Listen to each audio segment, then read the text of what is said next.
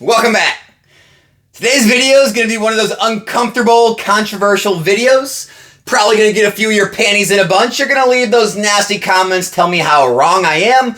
But I think it's going to be helpful to most of you out there who especially haven't been through the liquidity or selling side in large amounts yet.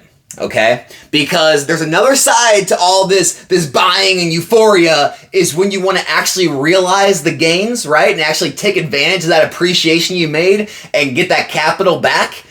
That is a lot different when you have certain items over others, all right? Hear me when I say this. Not all appreciation is created equal. Even if two items appreciate the same amount, it's not the same. And I'll tell you why. If you go right now and you want to sell an Evolving Skies booster box, you could auction off an Evolving Skies booster box, or you could list it low list on eBay or TCG Player, and it's going to sell rather quickly. If you want to go sell Evolving Skies, 3-pack blisters, or, sleeved blisters, or collection boxes with Evolving Skies in them, or tins, or mini tins, or all these other crazy auxiliary items, that will not be the case. Won't be the case. And this is what I see happening all across this community right now. I see it on YouTube. I see it in Discords. I see it on Instagram. All of these deals are being perpetrated across the community all the time. Costco's got a deal. Walmart's got a deal. This store online is blowing these out. Alex, come here. This is $2.10 a pack. $2.10 a booster pack. How is everyone missing this? They're not even sold out. It's been up for 2 days. I feel like I hit the jackpot. And I say, hey, go ahead and buy it, dude. And the issue people aren't thinking about is having to sell this in the future. You have to sell this stuff. And to sell it, you have to have a customer willing to pay what that price is in the future. By the way, you have to have enough customers willing to pay that price enough times to move the amount of inventory that you choose to stock up on now. And what happens is, people will go look at the most recent sales they can find, but they forget to do one thing. They forget to look at how many of those sales are happening per day, per week, per month. And if you would just take the time to do that and look at it objectively and not be too wrapped up in all this money you're going to make, you might not make a lot of those plays. Because here's the thing, guys. Booster boxes are not the same as 3-pack blisters, sleeve blisters, check lane blisters, ETBs, collection boxes, tins, mini tins, anything else you want to throw on that pile. It's not the same, because when it comes time to sell a booster box, you're going to get near full price for it every time. When it comes time to sell all the other stuff, you better cross your fingers and hope that there's some kind of stir around one of the promos in there, or, whatever, the packs in general are just, getting scarce and streamers need them or whatever. Because if you go look at a lot of the items that are 3, 4, 5, 6 years old, more times than not, you're going to go on there and be like, well, how much is this item selling? Ooh, only sold 2 of those last week on the whole market? What about TCG Player? 1? So I got 200 of these things. Alex, what do I do? Well, it's going to take you months, if not years, to move through all that inventory you stocked up on. Well, I don't have that much time. I got to get rid of it. Well, then you're going to have to do what that store did, is dump it well below market to get someone to take it from you, because no one wants to pay full price for it. Why do you think you can go buy all of these auxiliary items for all this cheap cost? Why do you think? Because there's not enough customers that actually want the stuff. It's that simple. There's no treasure trove here, right? It's not like the whole market is missing this play and you're the smart person that figured it out. It's not it. And this is the time of the video where everyone's already in the comment section and they're saying, Alex, they're telling me all the plays they've made and all the money they've made with all these different products. I'm not saying you can't. All I'm saying is, for anyone who hasn't been through it yet, you're gonna have liquidity issues if you're moving into all of these types of plays too heavy. Same thing goes with singles, right? People reaching out to me, oh my gosh, Alex, this card is $2. There's no way it should be $2. What do you think it's going to be in the future? 4, 5, maybe 6. All right, great. So you're going to buy 100 of them. Goes from $2 to $6. You made 200% on your money. Let's hear it. So you made 200% on your money. How are you going to get your money out for it? Well, I'm going to sell them. All right, well, I'm looking on TCG Player. It looks like maybe 3 or 4 are moving a week. eBay, even less. And so, yeah, I mean, you got a couple hundred cards. Get selling. It's going to take you, a month, maybe a year. Well, I need the money, though. Well, I mean, someone will probably take them from you for like $3 a card. They're worth $6.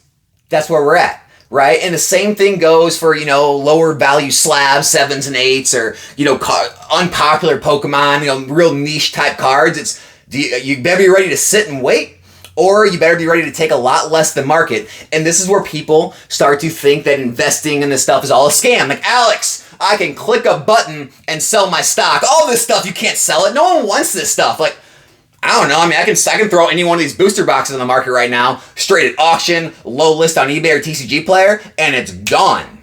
It is gone. And that's where you realize, that's when you learn all appreciation is not created equal.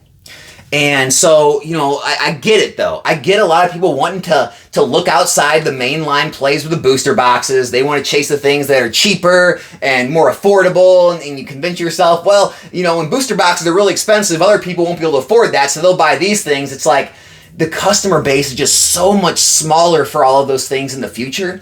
And it's great to add some of those plays to your inventory, right, to your portfolio, but do it in a small amount, because you don't want to have to move large amounts of that stuff in the future, because it's going to take you, probably longer than you're going to want to. You're probably going to get bored and give up and just dump it all at a lower price anyway, because no one wants to take a year trying to get out of a position. But if you keep it on a smaller side, you only have a little bit of it, you can probably move it pretty quickly, get out of it, list it a little under market, whatever you want to do. But I just want to caution everyone, because I've got some comments talking about liquidity in this hobby. And the first question I always ask is, well, what are you trying to sell?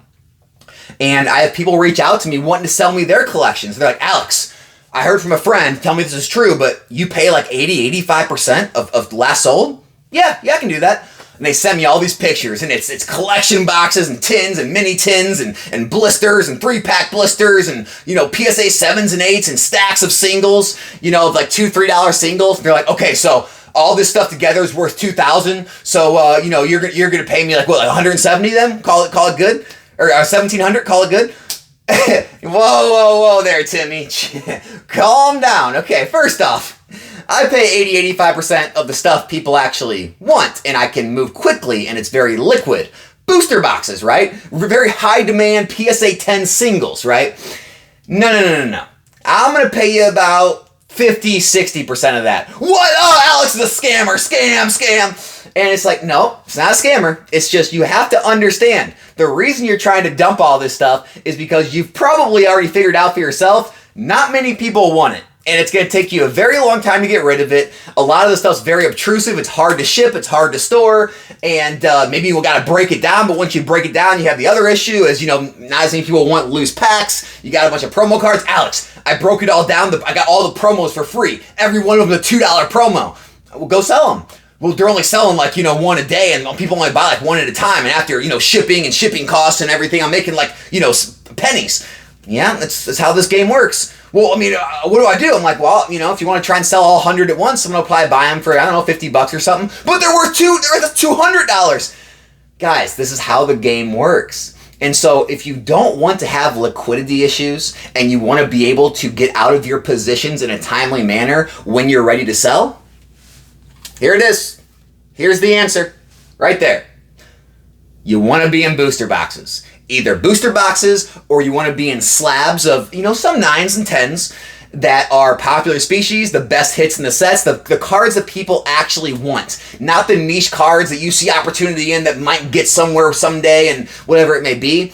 That's the way you want to invest in this stuff if liquidity is an issue for you. If you don't care, if you're just like, Alex, I don't care when it comes time to sell. If it takes me 6 months, a year and a half, I don't care. I got time, it gives me something to do, whatever, then fine, do that. But I think that's the biggest misconception in this hobby right now is people are just searching for anything they can find a deal on. Every day in the Discord, like, hey, I found these at Costco. Look at this. I did the calculations on the packs and the promo cards. Or, Alex, look at this. The store's blowing out these blister cases. Oh my gosh, can you believe this? Like, the promo card's worth this. The packs are going for this. I can make a fortune. Like, well, do it. Like, Go through that process so you understand what it takes to go through that. Breaking down all the product, trying to sell the individual packs, trying to sell the promos, how long it takes after shipping and fees, what you actually net, how long it takes you. Like, go through all that so you understand where I'm coming from when I talk so highly of booster boxes being king. It's because they just have so many more benefits than a lot of these other items. Like, these are the things that the most people in the hobby seek after and want. Everything else is going to be second to a booster box. That's just the way it's always been. It's the way it probably will always be. And so keep all this stuff in mind when you do start moving into positions, right? Don't just look at, oh my gosh, it's a deal, or oh my gosh, the pack price is this, or the promo cost is this. Make sure you always go look at what other like items are selling 3, 4, 5, 6, 7 years down the road when you plan to sell your items after they appreciate. Go look at them. A lot of times you're going to find like items, they sell like 1, 2, 3 a week, a month. And if you bought 100 of them, well, do the math. You might be in there for, a year or more.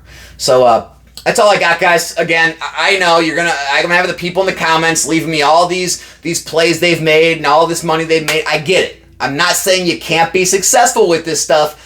Just be careful, because you will run into liquidity issues if you're not ready for it and don't understand what it's like to actually move out of positions in this hobby. And you're going to call everything a scam and all these Pokemon investors scammers and say, all this stuff's illiquid, no one actually wants it. What do you got? What kind of items are you trying to sell? That answered your question. That's all I got. My name's Alex. This is Nostalgianomics. Be back here in a new one soon. Happy Saturday to you all. I'm out.